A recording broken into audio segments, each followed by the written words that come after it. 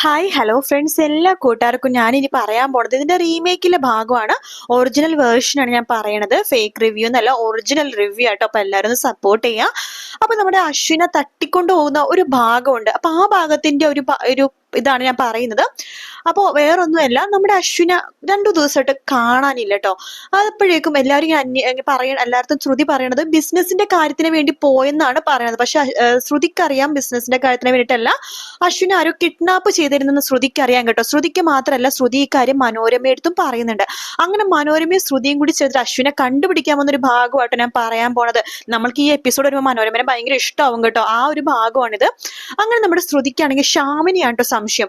ശ്യാം ഇങ്ങനെ ഇടയ്ക്കിടയ്ക്ക് ഫോൺ ചെയ്യുമ്പോഴേക്ക് ഇത് ആർത്താ ഫോൺ ചെയ്യണത്, എന്താ സംഭവം എന്നൊക്കെ രീതിയിൽ ശ്യാമിനെ ഇങ്ങനെ ശ്രുതി ഇങ്ങനെ ശ്രദ്ധിക്കാറുണ്ട്. അപ്പൊ നമ്മുടെ ശ്രുതി നോക്കുമ്പോഴേക്ക് ശ്യാം വാർത്തു, അതെ അതെ ഞാൻ ഇപ്പൊ വരുന്ന ഫോണിൽ സംസാരിച്ചിട്ട് പുറത്തേക്ക് ഇറങ്ങാണ്. ശ്രുതി വിചാരിക്കും ഒരു കാര്യം ചെയ്യും, ഇയാളുടെ പുറകിലേക്കൊന്ന് പോയി നോക്കാം, എന്തിനും തുമ്പ് കിട്ടാതിരിക്കില്ല എന്ന രീതിയിൽ ശ്രുതി ഇയാളുടെ പുറകിലേക്ക് പോവാണ്. ശ്യാം അറിയാതെ തന്നെ ശ്യാം അങ്ങനെ വിജനമായിട്ടൊരു സ്ഥലത്തൊരു ഗോഡൌൺ ഉണ്ട്, അത് അങ്ങോട്ടേക്കാണ് പോണത്. സാധാരണ എല്ലാവരും തട്ടിക്കൊണ്ടു പോണത് ഗോഡൌൺ, അങ്ങനത്തെ ഒരു ഗോഡൌൺ സെറ്റപ്പിലാണ് പോണത്. തൊട്ടു പിന്നാലെ ശ്രുതി ഉണ്ട്. പക്ഷെ ശ്യാം ശ്രുതിനെ കാണില്ല കേട്ടോ. ശ്യാമിനകത്ത് കയറി പോവാണ്. ശ്രുതിയാണെങ്കിൽ ആ ഗോഡൌണിന്റെ പുറത്ത് ഒരു ചെറിയൊരു ജനലുണ്ട്. ആ ജനലിൽ കൂടി 2-3 ഇഷ്ടിക കൂട്ടി വെച്ചിട്ട് ഇങ്ങനെ എത്തി നോക്കുവാണ്. അപ്പൊ ശ്യാം ഇങ്ങനെ 2-3 ഗുണ്ടകൾ തന്നെ സംസാരിച്ചുകൊണ്ടിരിക്കുകയാണ്. ഒരാള് പുറകു തിരിഞ്ഞ് കസേരയിൽ കെട്ടിയിട്ടിട്ടുണ്ട്. അപ്പൊ ശ്രുതി വിചാരിക്കും അത് അശ്വിനാണെന്ന് വിചാരിക്കും. പക്ഷെ അത് അശ്വിനല്ല കേട്ടോ. അങ്ങനെ ശ്യാമ കെട്ടിവെച്ച ആൾക്ക് സംസാരിക്കുകയാണ്. ഞാൻ നിങ്ങൾക്ക് ഞാൻ പറഞ്ഞ പോലെ ചെയ്യണോന്ന്.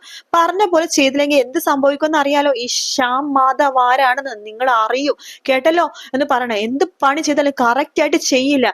ഇത് എന്റെ ആവശ്യമാണ്, എന്റെ ആവശ്യം, കേട്ടല്ലോ എന്നൊക്കെ പറയാണ്. എനിക്കിപ്പോ ആകെ ഭ്രാന്ത് പിടിക്കണ അവസ്ഥയാണ്. ആ സമയത്ത് ഓരോരുത്തർ ഉഴപ്പി എന്റെ ജോലി ഇരട്ടി പണിയാക്കണത്. ഇന്നൊന്നു കൂടി ഞാൻ നിനക്ക് സമയം തരും എന്നൊക്കെ പറഞ്ഞ് സംസാരിക്കാം കേട്ടോ.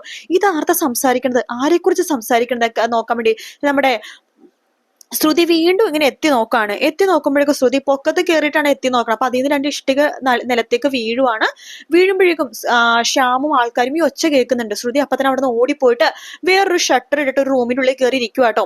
അപ്പൊ ശ്യാമും അതുപോലെ ആൾക്കാരൊക്കെ അങ്ങോട്ടും ഇങ്ങോട്ടും നോക്കണം. പക്ഷെ ആരെയും കാണുന്നില്ല. ശ്രുതി എന്താ ചെയ്യാന്ന് വെച്ചാൽ പൊട്ടത്തരം കാണിക്കും. അവര് പോയി വെച്ചിട്ട് അപ്പൊ തന്നെ ഷട്ടർ തുറന്നു നോക്കാം. അപ്പൊ അവിടെ ആരും ഉണ്ടാവില്ല കേട്ടോ. ശ്രുതി വീണ്ടും അവിടെ ഒളിഞ്ഞു നോക്കാൻ പതുക്കെ ഇങ്ങനെ പമ്മി പോകുമ്പോ ശ്രുതിയുടെ ബാക്കിൽ 2 തോളത്തും ആരോ കൈ വെച്ചിരിക്കുകയാണ്. ഇതാരാ എന്ന രീതിയിൽ ശ്രുതി തിരിഞ്ഞു നോക്കുമ്പോഴേക്കും ശ്യാമിന്റെ 2 ഗുണ്ടകളാണ് കേട്ടോ. നീ എങ്ങനെ ഇവിടെ വന്നു, നീ ആരാടി എന്നാ ഗുണ്ടകൾ ചോദിക്കുമ്പോഴേക്കും ശ്യാം അങ്ങോട്ടേക്ക് വന്ന്, ചേട്ടന്മാരെ കൈവിട്, അവൾ എന്റെ സ്വന്തം ആളാ എന്ന് പറയാണ്. അല്ല ശ്രുതി, നീ എന്താ ഇവിടെ?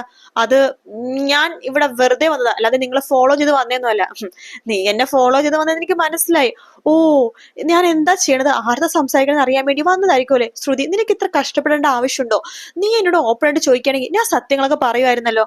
നോക്ക് ശ്യാം, എനിക്ക് നന്നായിട്ട് അറിയാം അശ്വിൻ കാണാതെ പിന്നിൽ നീയാണെന്ന്. സത്യം പറ, അശ്വിൻ സാറാം എവിടെ? ശ്രുതി, എനിക്കറിയില്ല ശ്രുതി, നിന്റെ ഭർത്താവിനെ കിഡ്നാപ്പ് ചെയ്തിട്ട് എനിക്കെന്ത് കിട്ടാനാ, എനിക്കറിയില്ല എന്ന് പറയാണ്. ശ്രുതിക്കാണെങ്കിൽ ആകെ ദേഷ്യം വരുന്നുണ്ട് കേട്ടോ. അങ്ങനെ ശ്യാം സത്യമൊന്നും പറയില്ല. ശ്യാം പറയണ്ട്, ഞാൻ നിന്നെ സ്നേഹിക്കുന്നതുകൊണ്ട് മാത്രമാണ് ഞാൻ നിന്നെ വെറുതെ വിടുന്നത്, മര്യാദയ്ക്ക് പോവാൻ നോക്ക് എന്ന് പറയാണ്. ശേഷം ശ്രുതി എങ്ങനെ അശ്വിനെ കണ്ടുപിടിക്കുക തല പുകച്ചോണ്ടിരിക്കുന്ന സമയത്ത് നമ്മുടെ മനോരമ അങ്ങോട്ടേക്ക് വരുന്നുണ്ട്. ശ്രുതി, എന്തെങ്കിലും വിവരം കിട്ടിയോ? ഒന്നും കിട്ടിയില്ല ആന്റി, എനിക്കറിയില്ല എന്ത് ചെയ്യണമെന്ന്. പിന്നെ ആന്റി, ഈ കാര്യങ്ങൾ ഇവിടെ ആരും അറിയരുത് കേട്ടോ. അറിഞ്ഞു കഴിഞ്ഞാൽ പിന്നെ അത് മതി, എല്ലാവരും ടെൻഷനാവും, സങ്കടവും. ഞാനായിട്ട് ആർക്കും പറയില്ല ആന്റി. ഈ കാര്യത്തിൽ നമ്മൾ ഒറ്റക്കെട്ടായിട്ട് നിൽക്കണം, തീർച്ചയായിട്ടും ഒറ്റക്കെട്ടായിട്ട് നിൽക്കും. അത് നിനക്ക് വേണ്ടിയിട്ടല്ല, എന്റെ കുഞ്ഞിനെ വേണ്ടിയിട്ട് മാത്രം. ശരി, കുഞ്ഞിനെ വേണ്ടിയിട്ട് മാത്രം നിന്നാ മതി, അല്ലെങ്കിൽ എനിക്ക് വേണ്ടി നിൽക്കണമെന്ന് പറയണില്ല. അശ്വിൻ സാരമ്മനെ കണ്ടുപിടിക്കാൻ വേണ്ടി ആന്റി സഹായിച്ചേ പറ്റൂ. ഞാൻ പറഞ്ഞല്ലോ, ഞാൻ നിന്റെ കൂടെ നിൽക്കാം എന്ന് പറയാണ്. അങ്ങനെ നമ്മുടെ മനോരമ ഇങ്ങനെ ആലോചിക്കുകയാണ്, എന്നാലും എന്തായിരിക്കും ഒരു വഴി എന്ന് പാട്ട് ഇങ്ങനെ ആലോചിക്കുന്ന സമയത്ത് ആരോ വാതിലിൽ മുട്ടുവാട്ടോ. അപ്പൊ വാതിൽ തുറക്കുമ്പോഴേക്കും നമ്മുടെ ഒരു പോസ്റ്റ്മാൻ ആയിരിക്കും. അയാൾ ഒരു വലിയൊരു കവർ കൊടുക്കുവാണ്. ഇത് അശ്വിൻ സാറാമിനുള്ള കൊറിയർ ആണെന്ന് പറയുമ്പോഴേക്കും നമ്മുടെ മനോരമ, അയ്യോ ശ്രുതി, ഇത് വല്ല ബോഡി പാർട്സ് ആണോ, അതോ ഇത് രക്തം പുരണ്ട വല്ല തുണിയുമാണോ? ആന്റി, ഇങ്ങനെയൊന്നും പറയല്ലേ, അല്ലെ എനിക്ക് പേടിയാവുന്നു. ഇപ്പതവരെ നമ്മൾ വാർത്തയിലൊക്കെ ഇങ്ങനെ കാണാറില്ലേ, അതൊന്നും ആയിരിക്കില്ല ആന്റി, എനിക്ക് പേടിയാവുന്നു. ഇനി അശ്വിന്റെ എന്തെങ്കിലും എനിക്കറിയില്ല ശ്രുതി എന്ന് പറയുമ്പോൾ നമ്മുടെ അഞ്ജലി അങ്ങോട്ടേക്ക് വരുക. ഇതെന്താ 2 പേരും നോക്കിക്കൊണ്ടിരിക്കുന്നത്? ഓ, ഇത് വേറൊന്നുമല്ല, അശ്വിന്റെ മരുന്നാ. അപ്പോഴേക്കും ശ്രുതി ചോദിക്കുന്നുണ്ട്, മരുന്നോ? അതെ, അവന് കഴിക്കുന്ന മരുന്ന് ഇവിടെ ഒന്നും കിട്ടത്തില്ല, ചില മെഡിക്കൽ ഷോപ്പിൽ മാത്രമേ കിട്ടുള്ളൂ. സാധാരണ 3 മാസം കൂടുമ്പോ കൊറിയർ വഴിയാ ഇത് വരുന്നത്. ഇതിപ്പോ തീർന്നു അവന്റെ, അതുകൊണ്ടാ അത് മേടിച്ചത്, ഇതില്ലാതെ അവനെ പറ്റില്ല എന്ന് പറയാണ്. അങ്ങനെ അഞ്ജലി അവിടെ നിന്ന് അങ്ങോട്ട് പോകുക കേട്ടോ. അതെ, ഞാൻ എന്റെ കൈ തരാവോ, ഞാൻ കൊടുത്തോളാം, അശ്വിൻ സാർ വരുമ്പോ. ശരി, ഇത് നീ തന്നെ വെക്കണേ നല്ലത്, എന്നാ നീ പിടിച്ചോ എന്ന് പറഞ്ഞിട്ട് നമ്മുടെ ശ്രുതിയുടെ കയ്യിലേക്ക് അത് കൊടുക്കുവാണ്. ആ സമയത്ത് മനോരമ ഇങ്ങനെ ആലോചിക്കുകയാണ്. ശ്രുതി, എനിക്കൊരു ബുദ്ധി തോന്നുന്നു. എന്താ? അതെ, അശ്വിന്റെ മരുന്ന് തീർത്തിട്ട് ശരിക്കും 2 ദിവസമായിട്ടുണ്ടെന്ന് വേണം വിചാരിക്കാൻ. അശ്വിനെ മരുന്നില്ലാതെ ഇരിക്കാൻ പറ്റില്ല ഒരു നേരം പോലും. അശ്വിനെ കിഡ്നാപ്പ് ചെയ്തവരുടെ എന്തായാലും അശ്വിൻ മരിക്കാൻ ആഗ്രഹിക്കാത്ത ആൾക്കാരായിരിക്കുമല്ലോ. അപ്പൊ അതുകൊണ്ട് അശ്വിന്റെ മരുന്ന് തീർന്നുകൊണ്ട് തന്നെ അവർ അശ്വിന്റെ മരുന്ന് മേടിക്കാൻ ചാൻസ് ഉണ്ട്. ഈ മരുന്ന് കിട്ടാകെ 5 ഷോപ്പുകൾ മാത്രമേ നമ്മുടെ ഈ പ്രദേശത്തുള്ളൂ. ആ 5 ഷോപ്പുകളിൽ ഈ മരുന്ന് 2 ദിവസത്തിനുള്ളിൽ ആരെങ്കിലും മേടിച്ചിട്ടുണ്ടോ നമുക്ക് അന്വേഷിച്ചാലോ എന്ന് പറയുമ്പോൾ ശ്രുതി പറയുന്നുണ്ട്, ആന്റി ഇത് നല്ലൊരു ഐഡിയ ആണല്ലോ ആന്റി, സത്യമായിട്ട് നല്ലൊരു ഐഡിയ. നീ ഒരു കാര്യം ചെയ്യ, എന്റെ ഐഡിയനെ കുറിച്ച് പുകഴ്ത്താണ്ട് അതിൽ അവരുടെ പല പല സ്ഥാപനങ്ങളുടെ നമ്പർ ഉണ്ടാവും, അതിലേക്ക് വിളിച്ചു നോക്ക് എന്ന് പറയാണ്. അങ്ങനെ ശ്രുതി ഓരോരോ മെഡിക്കൽ ഷോപ്പിൽ വിളിച്ചു നോക്കുകയാണ്. ഈ മരുന്ന് 2 ദിവസത്തിനുള്ളിൽ അല്ലെങ്കിൽ മേടിച്ചിട്ടുണ്ടോ എന്നൊക്കെ വിളിച്ച് ചോദിക്കുന്നുണ്ട്. അങ്ങനെ അവർക്ക് ഒരു മെഡിക്കൽ ഷോപ്പിൽ നിന്ന് കിട്ടുന്നുണ്ട് കേട്ടോ, ഇന്ന് മേടിച്ചിട്ടുണ്ടെന്ന് പറയാണ്. ശ്രുതിക്ക് ഭയങ്കര സന്തോഷമാണ്. അപ്പൊ ആ ഒരു ഭാഗത്താണ് അശ്വിനുള്ളതെന്ന് ശ്രുതിക്ക് മനസ്സിലാവുന്നുണ്ട്. മനോരമയടുത്ത് പറഞ്ഞിട്ട്, ആന്റി അപ്പൊ ഈ ഭാഗത്തായിരിക്കും അശ്വിൻ സാർ ഉള്ളതല്ലേ? തീർച്ചയായിട്ടും ഇവിടെ തന്നെയായിരിക്കും, അല്ലെങ്കിൽ ഈ മരുന്ന് മേടിക്കേണ്ട ആവശ്യമില്ലല്ലോ.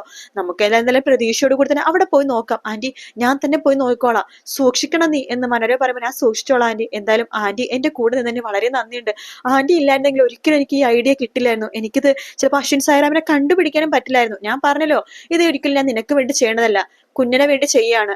കുഞ്ഞിനെ ഇതിൽ പറ്റിക്കഴിഞ്ഞാൽ ഈ വീട്ടിൽ ആർക്കും സഹിക്കാൻ പറ്റില്ല, എനിക്കും എന്ന് പറയുമ്പോ ശ്രുതി പറയണ്ടേ, എനിക്കും അങ്ങനെ തന്നെയാ ആന്റി.